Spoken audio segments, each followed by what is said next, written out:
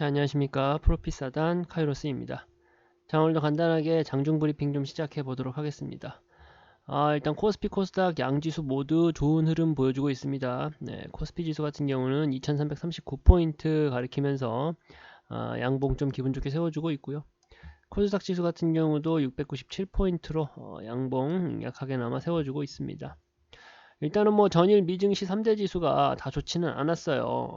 뭐 그렇게 크게 빠졌던 것은 아니지만 그렇다 하더라도 이제 다 음봉으로 마감하는 모습 보이면서 우리 시장에 대한 좀 우려심이 있었던 게 사실인데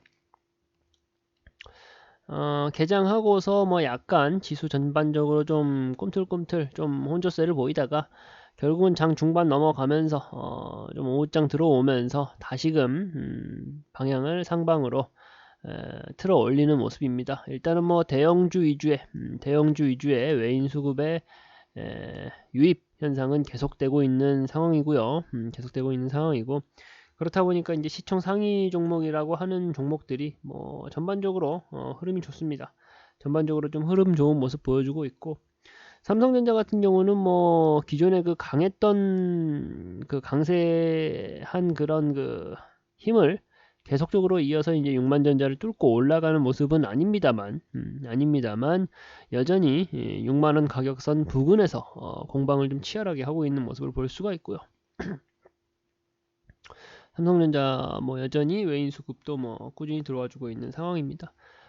오늘장에서 특히 이제 뭐 카카오라던가 네이버 같은 IT 대표주들이 좀 강한 모습 보여주고 있어요. 카카오 같은 경우는 뭐 그룹주로 상장되어 있는 주식들이 많이 있죠.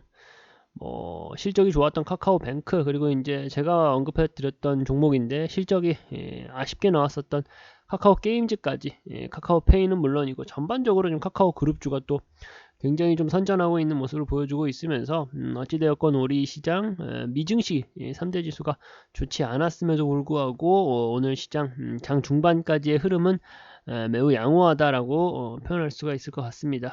일단은 뭐 지금의 이러한 흐름이 뭐 크게 꺾일 것 같지는 않아요.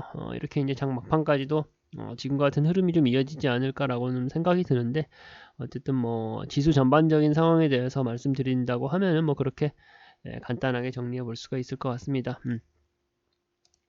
오늘 시장에서 조금 그래도 좀 강했다라고 하는 또 섹터들을 살펴볼 텐데 일단은 뭐 유가가 상승한다라는 이슈가 있죠. 유가가 상승한다라는 이슈가 있다 보니까 그에 맞춰가지고 또 몇 가지 종목들이 좀 꿈틀거린 게 있었습니다. 일단 뭐 유가 상승에 대한 원인 먼저 생각을 좀 해본다라면은 중동 지역에 지금 지정학적인 뭐 불안 요소가 좀 커진 상태입니다.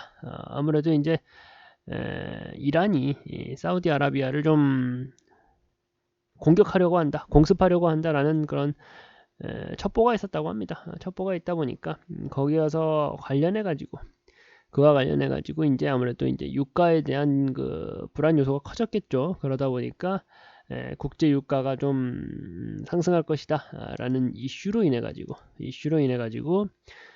오늘 시장에서 뭐 유가 상승 관련된 섹터가 좀 많이 움직이고 있는 상황이다. 뭐 많은 종목들이 있어요. 특히 이제 중앙 에너비스 같은 경우는 저희도 이제 톡방 통해 가지고 많이 언급해 드렸던 종목인데 오늘 시장에서 아주 강한 모습을 보여주고 있어요. 아주 강한 모습을 보여주고 있지만 일단은 뭐 중앙에너비스가 해당 이슈로 가장 크게 시세를 나타내고 거래량도 크게 띄워주고 있는 것은 맞습니다만 이 종목을 지금 저희가 뛰어 들어가기 매수 포인트를 잡기에는 너무 좀 가격적인 리스크가 큽니다. 그러다 보니까 다른 종목을 좀 몇 가지 말씀을 드려본다라고 하면은 흥구석유라는 종목을 좀 볼게요. 흥구석유라는 종목인데 마찬가지로 뭐 6% 이상 상승하고 있다 보니까 상승이 상당히 그 시세가 많이 분출된 것은 맞습니다. 거래량도 많이 터져 나오고 있고 앞에서 보여드렸던 중앙 에너비스와도 뭐 어떻게 보면 비슷하고 유사한 차트 그림을 좀 그리고 있다라고 볼 수가 있을 것 같은데 아무튼 간에 이 종목 같은 경우는 외인 수급이 계속적으로 붙어주고 있다라는 점 그리고 아직까지는 우리가 매수 타점을 잡아보기에 가격적으로 아주 큰 부담은 아니다라는 점을 좀 말씀을 좀 드리고 싶고요. 지금 가격만 하더라도 이제 좀 장기 추세 기준으로 봤을 때 반 가까이, 절반 가까이 지금 할인받아져 있는 가격이다라고 우리가 판단을 했을 때요. 매수 타점을 잡기에도 뭐 아주 부담스러운 정도는 아니다라고 볼 수가 있을 것 같아요. 일단은 뭐 제가 이제 매수 타점하고 그리고 청산 타점까지 좀 간단하게 좀 일러드리려고 하는데 6,100원, 6,100원. 흥구석이라는 종목은 6,100원 단에서 6,100원 단에서 대략 한 6,800원 단까지 6,850원 단까지 6,850원 단까지 지지저항선을 놓고서 제가 이제 간단하게 진입가와 청산가를 좀 제공을 해드린다라고 하면은 이렇게 보시면 될 것 같아요. 6,100원하고 6,850원. 흥구석이라는 종목 자체가 이제 GS 칼텍스 주식회사로부터 이제 매입해가지고 이제 석유 도소매하는 업체이죠. 그러다 보니까 이제 지금과 같이 국제유가 강세 이런 뭐 이슈가 나왔다라고 하면은 바로바로 좀 떠주는 종목이긴 한데 일단 뭐 시총이 그렇게 큰 종목도 아니다 보니까 해당 종목 같은 흥구석유 같은 종목을 우리가 중장기 포지션으로 가져가는 것은 약간 리스크가 좀 있다라고 봅니다. 하지만 제가 잡아드린 매수가 6,100원 부근 그리고 6,850원 청산가를 놓고 덤벼보신다라고 하면은 단기간에 이제 10% 이상의 두 자릿수 이상의 수익금을 좀 생길 수 있는 아주 괜찮은 수익 자리를 주는 종목이지 않나라는 생각에 제가 흥구석이라는 종목 매수 타점하고 청산 타점하고 좀 말씀을 해드리는 거고요. 그리고 또 다른 종목 해당 이슈에서 해당 섹터 내에서 또 다른 괜찮은 종목이다라고 하면 극동유화라는 종목이 있습니다. 극동유화 또 들어보신 분들은 많이 들어보셨을 거예요. 극동유화라는 종목인데 해당 종목 같은 경우는 뭐 마찬가지죠. 마찬가지입니다. 이제 뭐 윤활유 관련된 뭐 사업 상품을 이제 판매하고 뭐 있는 종목이다라고 보시면 되세요. 이 종목 같은 경우도 시총이 그렇게 큰 종목은 아니죠. 1287억. 그러다 보니까 이제 1300억이 안 되는 종목인데 지금 보시면은 뭐 수급 상황이 아주 좋고요. 가격적으로도 아직 많이 상승한 것은 아닙니다. 그렇죠. 일단은 뭐 장기 추세 파트로 봤을 때는 역시나 50% 이상 할인되어 있는 가격을 지금 유지하고 있는 상황이고요. 그리고 여기 보시면은 상당히 저점 눌림목 구간을 좀 오래 가져가고 있는 종목이다. 그러면서 지금 이제 2평이 60일 2평까지 5일, 10일, 20일, 60일 2평까지도 모여있는 응축되어 있는 상황이잖아요. 가격적으로 상당히 내려와 가지고 지금 가격적인 메리트가 있는 상태에서 2평선이 모여있다. 그리고 아주 좋은 모멘텀까지도 가지고 있는 종목이다 보니까 지금 시점에서 우리가 또 스윙 관점으로 매수 타점과 그리고 청산가 제공해드리면 아주 좀 유익할 수 있겠다라는 생각을 해봤습니다. 이 종목 이제 뭐 간단하게 또 매수 타점하고 청산가하고 제가 좀 간단하게 말씀을 드려본다라고 하면요. 간단하게 매수 타점하고 청산가를 좀 말씀드려 본다라고 하면은 일단은 뭐 약간은 좀 조정을 더 받아서 3,600원 단 3,600원 초반 단 3,600원 초반 단에서 매수를 좀 해서요. 3,600원 초반 단에서 매수를 해서 지금 여기가 지금 괜찮거든요. 3,900원 단까지 3,900원 단까지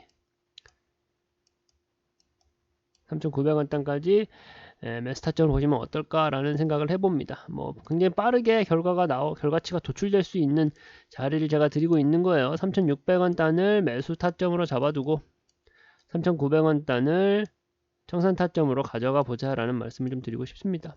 일단 뭐 지금 이슈, 국제유가 강세라는 이슈라는 그 모멘텀을 가지고 있는 종목인데 단순히 그 이슈와 모멘텀만 가지고서 덤비면은 좀 위험할 수가 있죠.